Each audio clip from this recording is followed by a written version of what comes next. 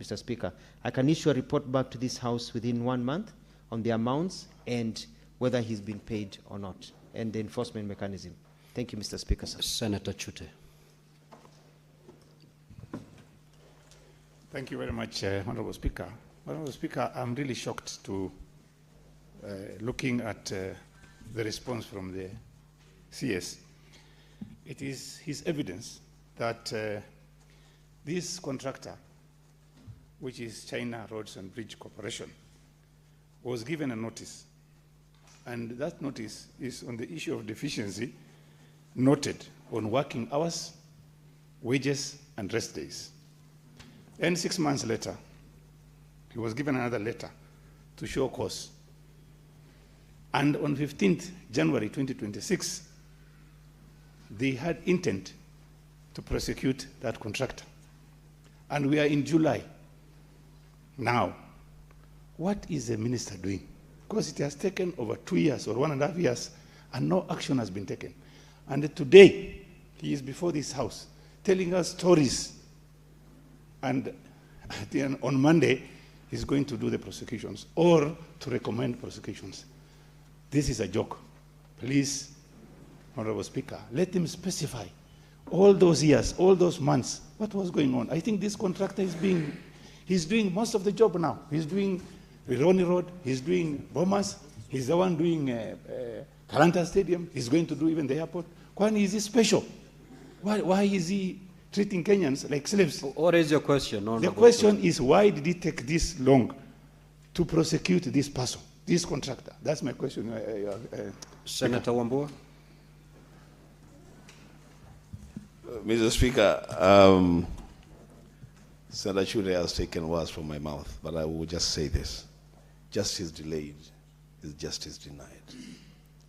2 years down the line, this matter of the Chengo has not been addressed, and the ministry has identified a breach. They have even made an intention to pursue the matter in court. But that's where it ends. The Speaker, the question that I have is, how much longer is the ministry going to take before they can take this matter to court and for justice to be served? I thank you. Senator Mandagu. Thank you very much, Honorable Speaker. It's related to what my colleagues have asked, but I want to be very specific to the CS. You have been preparing this file to take to the Office of the Director of Prosecuting. When exactly are you taking the file? And I think, Honorable Speaker, let me make a commitment and a date the file will be submitted to DPP. Honorable CS, you may, just before you respond, Senator Wamatinga. Thank you very much, Mr.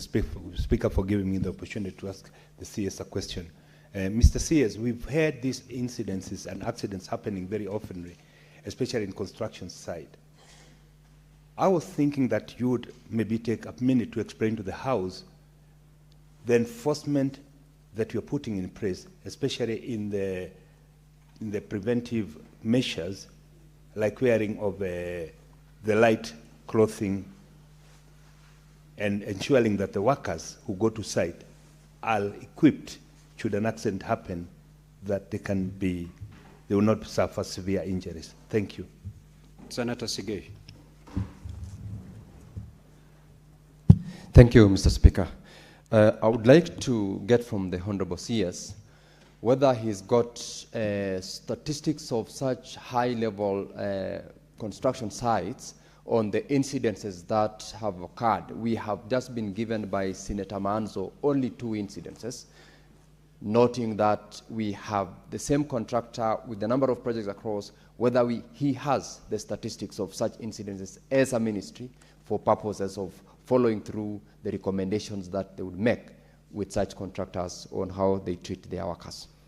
Honorable CS, you may now respond. Thank you, Mr. Speaker. I want to thank the members for their very, very good questions.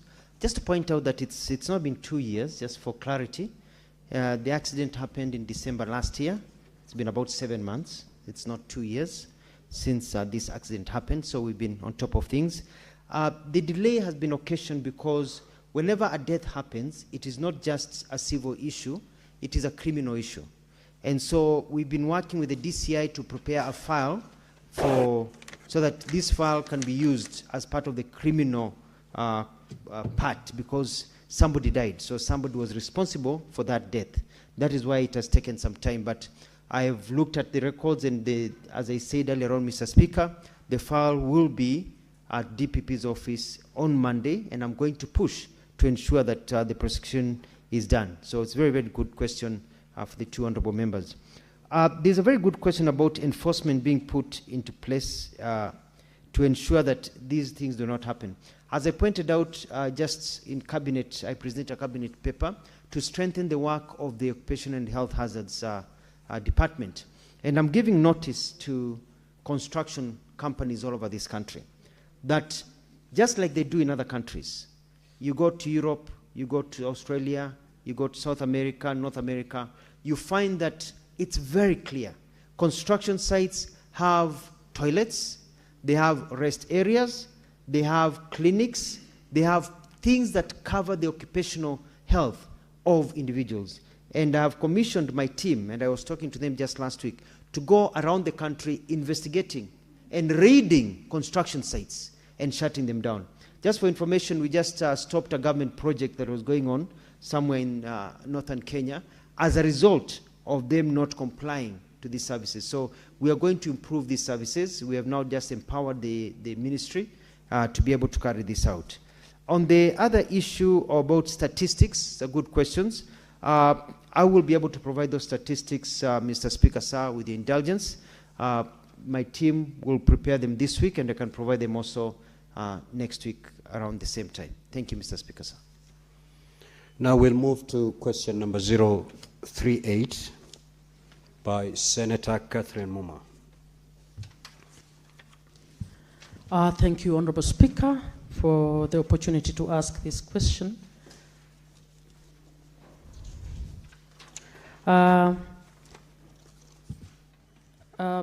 Karibu sana. Welcome, Cabinet Secretary for Labor. My question is this. Could the Cabinet Secretary provide per county data on the prevalence of hearing loss in Kenya, disaggregated by age, group, and gender, and disclose the number of affected persons who are currently receiving hearing rehabilitation services in public health facilities across the country?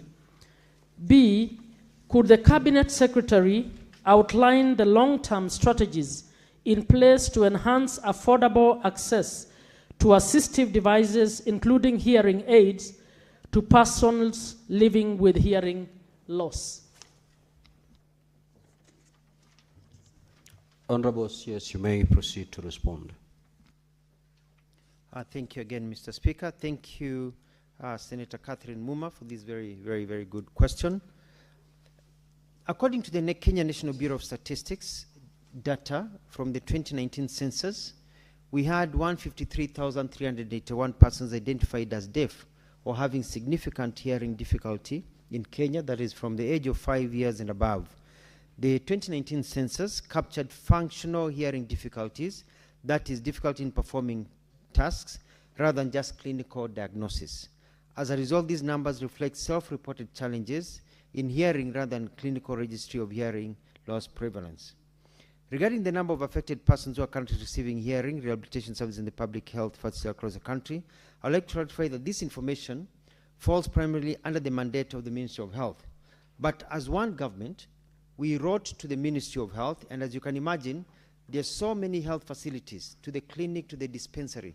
So the data is being compiled. It will take some time for it to be compiled by the Ministry of Health. We are waiting to receive that data because people go and say they have a hearing problem, but that does not mean that they are deaf.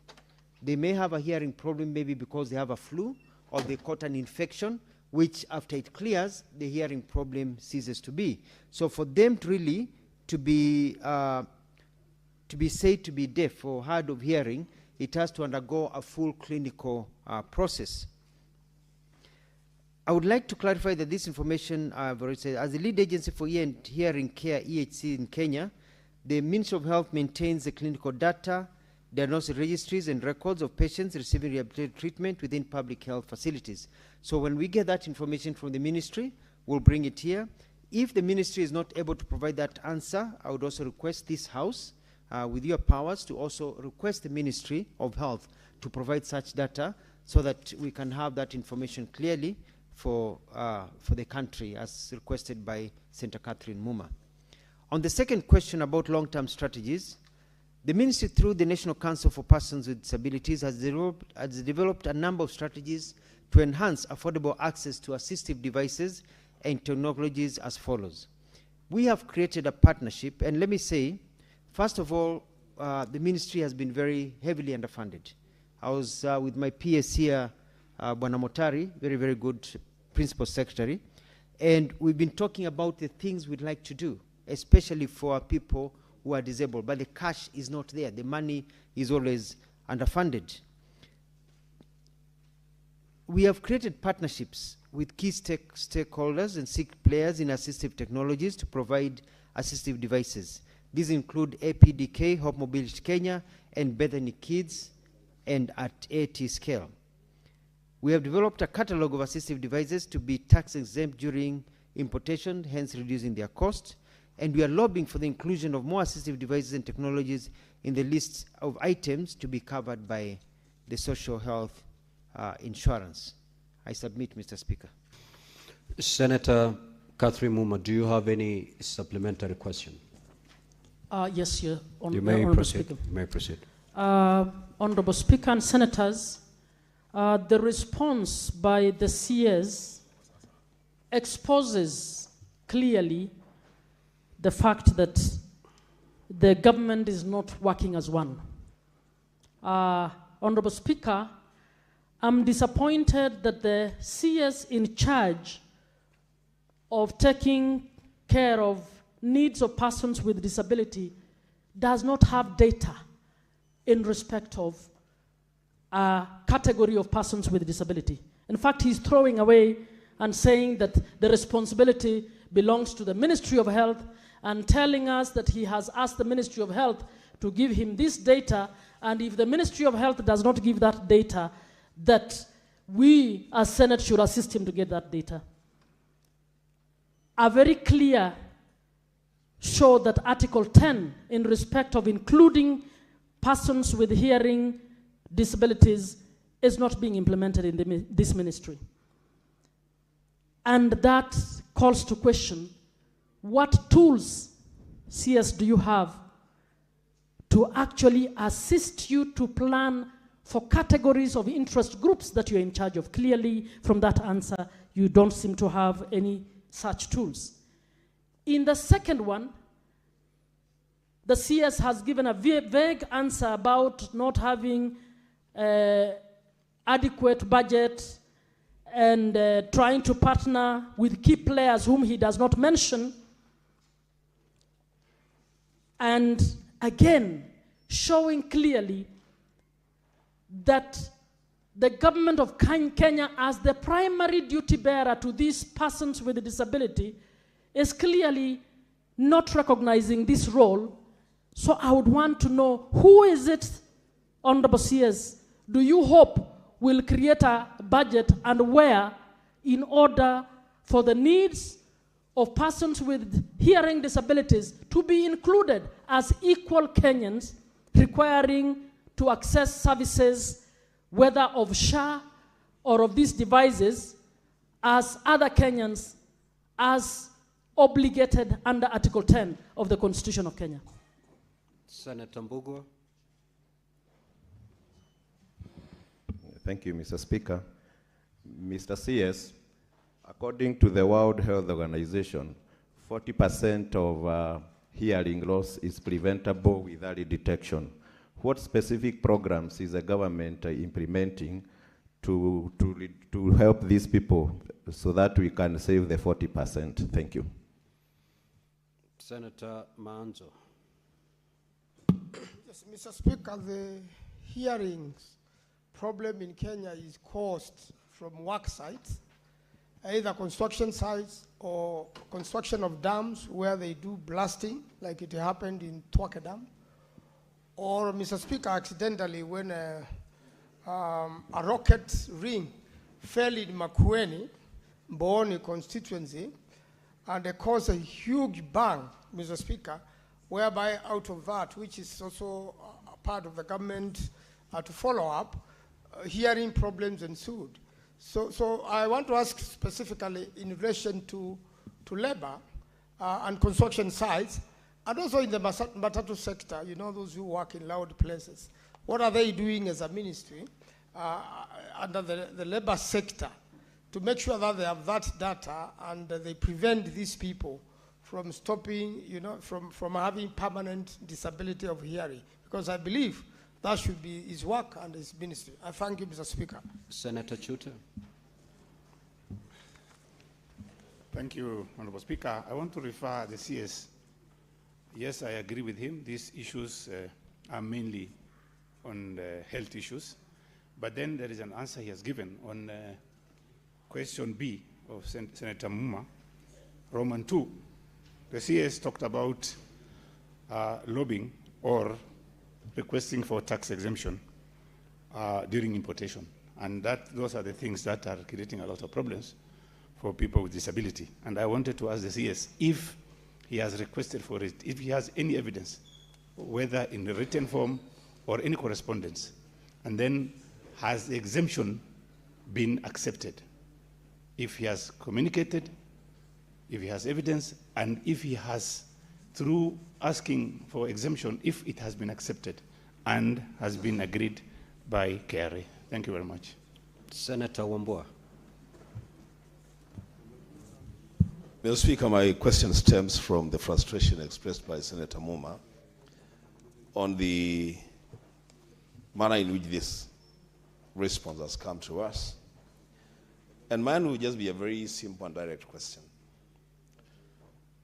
Does the CS and officers in his ministry appreciate hearing challenges as an aspect of social protection that should deserve the attention of the ministry? Or is it their position that this is a matter that concerns the Ministry of Health, and then for us to ask them questions about hearing disability, we are kind of asking them things that they don't appreciate to be part of what they should be doing?